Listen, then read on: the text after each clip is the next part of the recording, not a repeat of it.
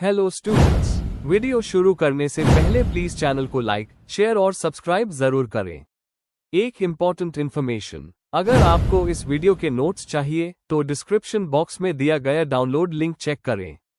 Thank you. चलिए शुरू करते हैं। इस वीडियो में हम पढ़ेंगे MES 47 open and distance education के प्रीवियस ईयर क्वेश्चन और most important questions with answers. ये क्वेश्चंस आपके एग्जाम के लिए बहुत इम्पॉर्टेंट है। अगर आपने ये अच्छे से कर लिए तो एग्जाम निकलना पक्का है। Let's begin. Question 1. Describe the objectives, programs and services of any open university of India or of any country. Question explanation. इस क्वेश्चन में हमें किसी एक ओपन यूनिवर्सिटी का एग्जाम्पल लेना है, जैसे इंडिया की इग्नू, और उसके ऑब्जेक्टिव्स, प्रोग्राम्स और स्टूडेंट सर्विसेज को डिटेल में एक्सप्लेन करना है। इसमें यह बताना है कि यूनिवर्सिटी का उद्देश्य क्या है, कौन कौन से कोर्सेज चलाती है और लर्नर्स को किस तरह सपोर्ट देती है। एग्जाम्पल, थियरी और रियल लाइफ एप्लीकेशन यूज करना आंसर को और स्ट्रांग बनाता है। आंसर। इंट्रोडक्शन। ओपन यूनिवर्सिटीज वो संस्थाएं होती हैं जो ओपन एंड डिस्टेंस लर्निंग के माध्यम से फ्लेक्सिबल और लर्नर फ्रेंडली एजुकेशन प्रोवाइड करती है। इनका मेन गोल होता है एजुकेशन को सभी तक पहुंचना, चाहे वो वर्किंग प्रोफेशनल्स हो, वीमेन हो, रूरल लर्नर्स हो या फिजिकली चैलेंज लर्नर्स। इस आंसर में हम IGNOU, Indira Gandhi national open university का एग्जाम्पल लेंगे, जो भारत की सबसे बड़ी ओपन यूनिवर्सिटी है और ODL सिस्टम का एक शानदार मॉडल है। Main body. A objectives of IGNOU. 1. Higher education को सबके लिए एक्सेसिबल बनाना। इग्नू का मेन उद्देश्य है अन सभी लर्नर्स को एजुकेशन देना जो रेगुलर कॉलेजेस नहीं ज्वाइन कर सकते। यह rural students, working professionals, home makers और मार्जिनलाइज्ड कम्युनिटीज को इक्वल अपॉर्चुनिटी देता है। 2. सामाजिक न्याय और इक्वालिटी को बढ़ावा देना। इग्नू लो फीस, रिजर्वेशन पॉलिसीज और कम्युनिटी बेस्ड प्रोग्राम्स के थ्रू एजुकेशनल इनइक्वालिटी को कम करता है। यह इंश्योर करता है कि हर लर्नर को पढ़ने का मौका मिले। 3. स्किल बेस्ड और नीड बेस्ड कोर्सेज डेवलप करना। यूनिवर्सिटी ऐसे प्रोग्राम्स डिजाइन करती है जो जॉब मार्केट के स्किल्स को ध्यान में रखते हैं, जैसे ICT, मैनेजमेंट, हेल्थ, एग्रीकल्चर और teacher education. Life long learning और एम्प्लॉयबिलिटी इसका कोर फोकस है। 4. डिस्टेंस एजुकेशन में इनोवेशन और रिसर्च। इग्नू नए टीचिंग लर्निंग मेथड्स डेवलप करता है और ODL के फील्ड में रिसर्च को प्रमोट करता है। यह मॉडर्न टेक्नोलॉजी का इस्तेमाल करके लर्निंग को और इफेक्टिव बनाता है। बी. इग्नू के programmes. 1. Academic programmes. IGNOU graduation, post graduation और डॉक्टरल लेवल के कोर्सेज ऑफर करता है, जैसे MA education, BCom, MCom, MBA, MCA और PhD। हर डिसिप्लिन के लिए स्ट्रक्चर्ड करिकुलम और अपडेटेड कंटेंट दिया जाता है। 2. वोकेशनल और skill oriented programmes. IGNOU certificate और डिप्लोमा कोर्सेज चलता है जो रोजगार और एंटरप्रेन्योरशिप के लिए हेल्पफुल होते हैं। Examples, food and nutrition, tourism studies, computer applications, geriatric care, rural development. 3. Professional programmes. B.Ed, M.Ed, journalism, HRM, environment studies जैसे प्रोफेशनल कोर्सेज इग्नू के पॉपुलर प्रोग्राम्स हैं। इनमें स्टैट्यूटरी बॉडीज NCTE, INC की गाइडलाइंस फॉलो की जाती है। 4. Community based programmes. यूनिवर्सिटी नीचे communities के लिए कस्टमाइज्ड कोर्सेज बनाती है, जैसे farmers, artisans, women groups, SHG।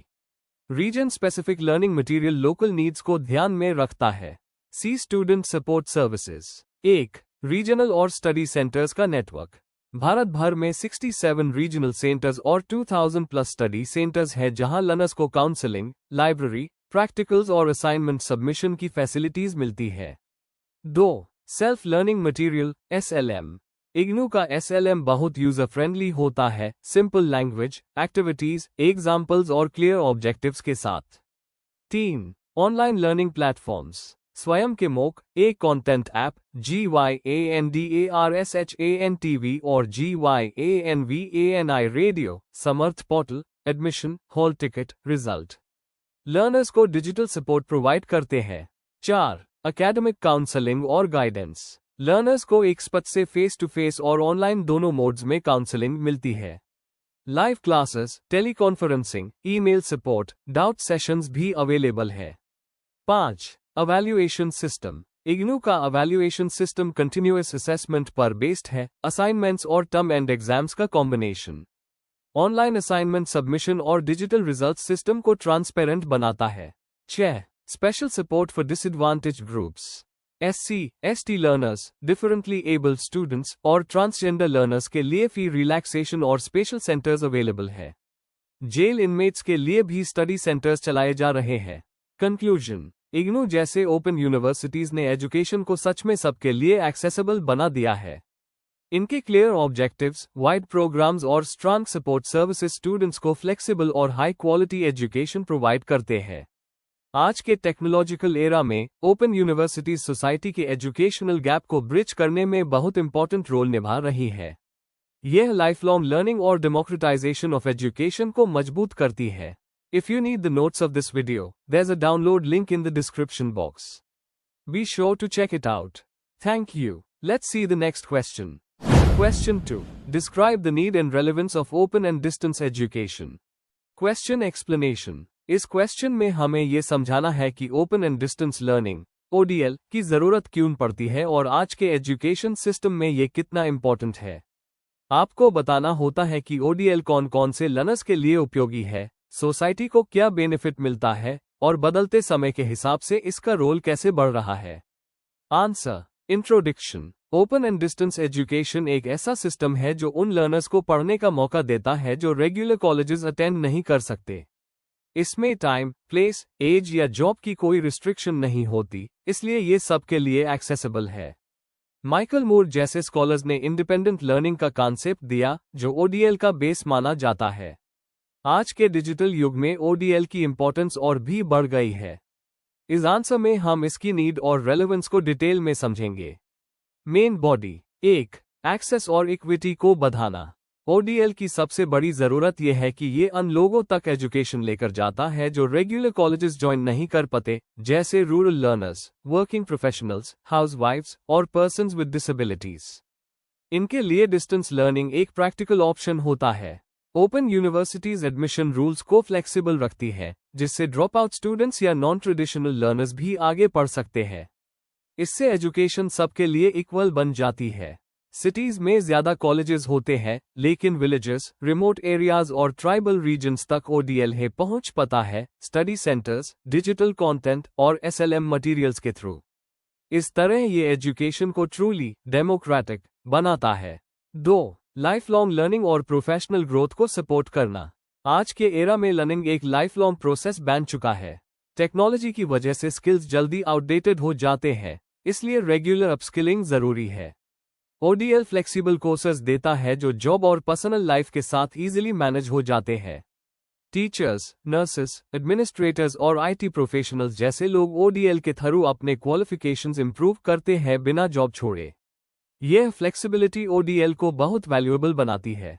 National development के गोल्स जैसे skill development, vocational training, entrepreneurship भी ODL के थ्रू अचीव किए जा रहे हैं। इग्नू और NIOS जैसे इंस्टीट्यूशंस नए स्किल्स सिखाकर वर्कफोर्स को स्ट्रांग बनाते हैं। 3. कॉस्ट इफेक्टिव और resource friendly system. Traditional education में बिल्डिंग्स, क्लासरूम्स, लैब्स और फुल टाइम फैकल्टी की जरूरत होती है, जिसकी वजह से कॉस्ट बहुत बढ़ जाती है।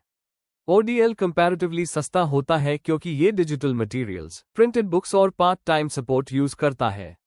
एक ही रिसोर्स से ज्यादा लर्नर्स को सर्व किया जा सकता है, इसलिए पर स्टूडेंट कॉस्ट कम होती है। यह लो इनकम लर्नर्स के लिए बहुत बेनिफिशियल होता है। इंडिया जैसे डेवलपिंग कंट्री में जहां पॉपुलेशन बहुत ज्यादा है, ODL GER gross enrolment ratio बढ़ाने का सबसे इफेक्टिव मीडियम माना जाता है, वो भी कम खर्च में। 4. टेक्नोलॉजी की प्रोग्रेस और चेंजिंग लर्निंग नीड्स। आज एजुकेशन टेक्नोलॉजी ड्रिवन हो चुकी है। Online classes, mobile apps, videos, virtual learning spaces सब ODL का नेचुरल पार्ट है। इस वजह से लर्नर्स को फ्लेक्सिबल और पर्सनलाइज्ड लर्निंग एक्सपीरियंस मिलता है। कोविड-19 पैंडेमिक के दौरान जब सारी क्लासेस ऑनलाइन हो गई थी, तब प्योर वर्ल्ड ने समझा कि रिमोट लर्निंग कितना इंपॉर्टेंट है। यह रेलेवेंस ODL पहले से हाई प्रोवाइड करता आ रहा था। आज के लर्नर्स सेल्फ पेस्ड और इंटरैक्टिव लर्निंग प्रेफर करते हैं। ODL multimedia content, digital support और एनी टाइम एक्सेसिबल मटेरियल देता है, जो उनकी नीड्स के बिल्कुल मैच करता है। आगे चलकर AI based learning, virtual simulation, micro credentials जैसे इनोवेशंस ओडीएल को और ज्यादा रेलेवेंट बनाएंगे।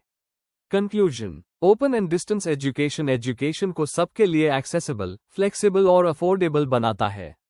ये डाइवर्स लर्नर्स की नीड्स को पूरा करता है और नेशनल प्रोग्रेस में बड़ा रोल निभाता है।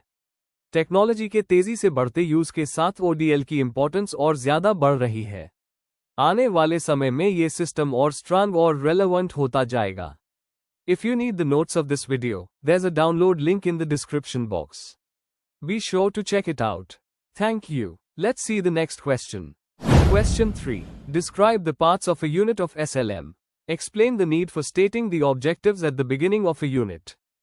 Question explanation. इस क्वेश्चन में हमें SLM, सेल्फ लर्निंग मटेरियल, के एक यूनिट के सभी इंपॉर्टेंट पार्ट्स को डिटेल में बताना है, जैसे introduction, objectives, content, activity, summary, glossary और असेसमेंट क्वेश्चंस। साथ ही ये भी समझाना है कि ऑब्जेक्टिव्स को यूनिट के शुरुआत में लिखना क्यों जरूरी होता है। मतलब पूरा फोकस यूनिट की स्ट्रक्चर प्लस ऑब्जेक्टिव्स की इंपॉर्टेंस पर होगा। Answer, introduction. Self learning material SLM ODL system का सबसे इंपॉर्टेंट टूल होता है, जिसमें कंटेंट को ऐसे डिजाइन किया जाता है कि लर्नर बिना टीचर के भी आसानी से पढ़ सके। हर SLM यूनिट एक सिस्टमैटिक स्ट्रक्चर फॉलो करती है, जिससे लर्नर को क्लैरिटी मिलती है और वो स्टेप बाय स्टेप सीखता है। इस स्ट्रक्चर में इंट्रोडक्शन से लेकर असेसमेंट तक सब पार्ट्स केयरफुली बनाए जाते हैं। यूनिट की बिगिनिंग में ऑब्जेक्टिव्स बताना लर्नर को डायरेक्शन और पर्पस प्रोवाइड करता है, इसलिए ये बहुत जरूरी होता है। Main body. A parts of a unit of SLM1। Title और इंट्रोडक्शन। हर यूनिट एक क्लियर टाइटल से स्टार्ट होती है जो टॉपिक का आइडिया देती है। इंट्रोडक्शन लर्नर को बताता है कि इस यूनिट में क्या सीखने को मिलेगा और ये कोर्स के किस पार्ट से रिलेटेड है। इससे लर्नर मेंटली प्रिपेयर हो जाता है और पुरानी नॉलेज रिकॉल कर लेता है। एग्जाम्पल, अगर यूनिट इंस्ट्रक्शनल मीडिया पर हो तो इंट्रोडक्शन मीडिया की इंपॉर्टेंस और यूज की शॉर्ट बैकग्राउंड देगा। 2. Learning objectives. ऑब्जेक्टिव्स बताते हैं कि यूनिट पढ़ने के बाद लर्नर क्या क्या कर पाएगा। यह मेजरेबल और सिंपल वर्ब्स में लिखे जाते हैं, जैसे define, list, explain, compare. Objectives learner को फोकस बनाए रखते हैं और उन्हें स्टडी प्लान बनाने में हेल्प करते हैं। एग्जाम्पल, इस यूनिट को पढ़कर आप इंस्ट्रक्शनल मीडिया के टाइप्स को आइडेंटिफाई और उनका यूज एक्सप्लेन कर पाएंगे। 3. Main content, concept explanation. ये यूनिट का कोर पार्ट होता है जो कॉन्वर्सेशनल और स्टूडेंट फ्रेंडली स्टाइल में लिखा जाता है। इंपॉर्टेंट फीचर्स, छोटे पैराग्राफ्स जिससे रीडिंग इजी हो जाए। हेडिंग्स एंड सब हेडिंग्स कंटेंट लॉजिकल पार्ट्स में डिवाइड होता है। एग्जाम्पल्स और इलिस्ट्रेशंस कॉन्सेप्ट्स को प्रैक्टिकल बना देते हैं। Tables, diagrams visual clarity provide करते हैं। एक्टिविटीज, पॉज पॉइंट्स लर्नर को एक्टिवली इन्वॉल्व करते हैं। एग्जाम्पल, जब फॉर्मेटिव इवैल्यूएशन बताया जाए तो टीचर का वीकली क्विज का एग्जाम्पल दिया जा सकता है। 4. In text questions, check your progress. यह क्वेश्चंस कंटेंट के बीच बीच में दिए जाते हैं। इनका पर्पस ये होता है कि लर्नर तुरंत अपनी अंडरस्टैंडिंग चेक कर सके। आंसर्स यूनिट के एंड में दिए जाते हैं। पर्पस, एक्टिव लर्निंग प्रमोट करना और कंटेंट को रिवाइज करना। 5. समरी। समरी यूनिट के सारे की पॉइंट्स को शॉर्ट फॉर्म में रिपीट करती है। यह रिवीजन के लिए परफेक्ट होती है, स्पेशली अन लर्नर्स के लिए जो स्टडी ब्रेक के बाद वापस पढ़ते हैं। 6. Keywords, glossary. यूनिट के इंपॉर्टेंट टर्म्स सिंपल लैंग्वेज में डिफाइन किए जाते हैं। यह टेक्निकल वर्ड्स को समझने और याद रखने में मदद करता है। 7. Self assessment questions, exercises. यह क्वेश्चंस लर्नर की ओवरऑल अंडरस्टैंडिंग टेस्ट करते हैं। इसमें short answer, long answer, MCQ या रिफ्लेक्टिव क्वेश्चंस हो सकते हैं। ये लर्नर को अपनी प्रिपरेशन इवैल्यूएट करने का मौका देते हैं। 8. References, further reading. यूनिट के एंड में बुक्स और ऑनलाइन मटेरियल्स का लिस्ट दिया जाता है। ये अन लर्नर्स के लिए हेल्पफुल होता है जो टॉपिक को और डेप्थ में पढ़ना चाहते हैं। B. यूनिट की शुरुआत में ऑब्जेक्टिव्स लिखने की जरूरत। 1. लर्निंग का डायरेक्शन और पर्पस क्लियर होता है। ऑब्जेक्टिव्स रोड मैप की तरह काम करते हैं जो लर्नर को बता देते हैं कि क्या अचीव करना है। डिस्टेंस लर्निंग में ये गाइडेंस बहुत जरूरी होती है क्योंकि टीचर सामने नहीं होता। 2. फोकस और मोटिवेशन बढ़ता है। ऑब्जेक्टिव्स रीडिंग को पर्पसफुल बनाते हैं। लर्नर इंपॉर्टेंट पार्ट्स पर ज्यादा ध्यान देता है और बेहतर तरीके से समझ पाता है। 3. सेल्फ असेसमेंट ईजी हो जाता है। लर्नर यूनिट कंप्लीट करने के बाद चेक कर सकता है कि ऑब्जेक्टिव्स अचीव हुए या नहीं। यह इंडिपेंडेंट लर्निंग को स्ट्रांग बनाता है। 4. राइटर्स को कंटेंट डिजाइन करने में मदद। ऑब्जेक्टिव्स एसएलएम राइटर्स को क्लियर आइडिया देते हैं कि कंटेंट, एग्जाम्पल्स और एक्टिविटीज कहां फोकस करना है। इससे यूनिट वेल ऑर्गेनाइज्ड और कोहेरेंट बन जाती है। कंक्लूजन, एसएलएम यूनिट का स्ट्रक्चर लर्नर फ्रेंडली और सेल्फ पेस्ड लर्निंग के लिए स्पेशली डिजाइन होता है। Introduction, objectives, content, activities, summary और असेसमेंट जैसे पार्ट्स लर्निंग को सिस्टमैटिक और एंगेजिंग बनाते हैं। यूनिट की बिगिनिंग में ऑब्जेक्टिव्स देना सबसे इंपॉर्टेंट स्टेप है क्योंकि ये लर्निंग का डायरेक्शन सेट करता है और लर्नर को मोटिवेटेड रखता है। डिस्टेंस एजुकेशन, जहां लर्नर अकेला पढ़ रहा होता है, वहां ऑब्जेक्टिव्स एक गाइडिंग टूल की तरह काम करते हैं। If you need the notes of this video, there's a download link in the description box. Be sure to check it out. Thank you. Question 4. Describe the generations of distance education. Question explanation. इस question में हमें distance education के विकास को अलग अलग generations के रूप में समझाना है। हर जनरेशन का टेक्नोलॉजी, फीचर्स, टीचिंग स्टाइल और कम्युनिकेशन पैटर्न बताना जरूरी है। हमें यह भी बताना होगा कि कैसे हर नई जनरेशन ने पिछली सिस्टम को बेहतर बनाया। ये पूरा आंसर डिस्टेंस एजुकेशन के हिस्टोरिकल डेवलपमेंट को समझाता है। Answer, introduction. डिस्टेंस एजुकेशन एक ऐसा लर्निंग सिस्टम है जहां टीचर और लर्नर फिजिकली अलग होते हैं, लेकिन लर्निंग प्रोसेस मीडिया और टेक्नोलॉजी के थ्रू होता है। समय के साथ डिस्टेंस एजुकेशन कई स्टेजेस से गुजरा, जिसे हम जनरेशंस कहते हैं। हर जनरेशन एक नई टेक्नोलॉजी, नया अप्रोच और बेटर इंटरैक्शन लेकर आए। प्रिंट बेस्ड शुरुआत से लेकर आज के ऑनलाइन और एआई एनेबल्ड लर्निंग तक, डिस्टेंस एजुकेशन का सफर काफी डायनामिक रहा है। इन जनरेशंस को समझना मॉडर्न ओडीएल को समझने के लिए बहुत जरूरी है। Main body. 1. पहली generation, correspondence, print based distance education. पहली जनरेशन 19th सेंचुरी के एंड से शुरू हुई, जहां लर्निंग का मेन मीडियम प्रिंटेड मटेरियल्स और पोस्टल सिस्टम था। स्टूडेंट्स को बुकलेट्स, असाइनमेंट्स और स्टडी गाइड्स पोस्ट के थ्रू भेजे जाते थे और फीडबैक भी पोस्ट से आता था। फीचर्स, सिर्फ प्रिंटेड मटेरियल्स पर निर्भर। वन वे कम्युनिकेशन, बहुत कम इंटरैक्शन। लर्नर अपनी स्पीड से पढ़ सकता था। Examples, London university external programme. India में पहले correspondence courses. Teaching approach, self study और रिटन असाइनमेंट्स पर फोकस। यह जनरेशन एक्सेस बढ़ाने में यूजफुल थी, पर इंटरेक्शन की कम से कम पॉसिबिलिटीज थीं। 2. दूसरी जनरेशन, मल्टीमीडिया डिस्टेंस एजुकेशन। दूसरी जनरेशन टैब आई जब radio, TV, audio video cassettes जैसे मीडिया एजुकेशन में उस होने लगे। प्रिंट के साथ ऑडियो विजुअल कंटेंट ने लर्निंग को ज्यादा इंटरेस्टिंग और प्रैक्टिकल बनाया। Features, radio, TV programmes, audio video support. Blended approach, जहां मल्टीपल मीडिया का यूज होता था। कॉन्सेप्ट्स को विजुअल और डेमोन्स्ट्रेशन के थ्रू समझाया जाता था। एग्जाम्पल्स, इग्नू का ज्ञान दर्शन और Gyanvani. TV based programmes in open universities. Teaching approach, multi sensory learning, सुनना, देखना, पढ़ना सब एक साथ। यह जनरेशन कंटेंट रिचनेस बढ़ती थी, पर रियल टाइम कम्युनिकेशन अभी भी कम था। 3. तीसरी generation, telelearning, computer based technologies.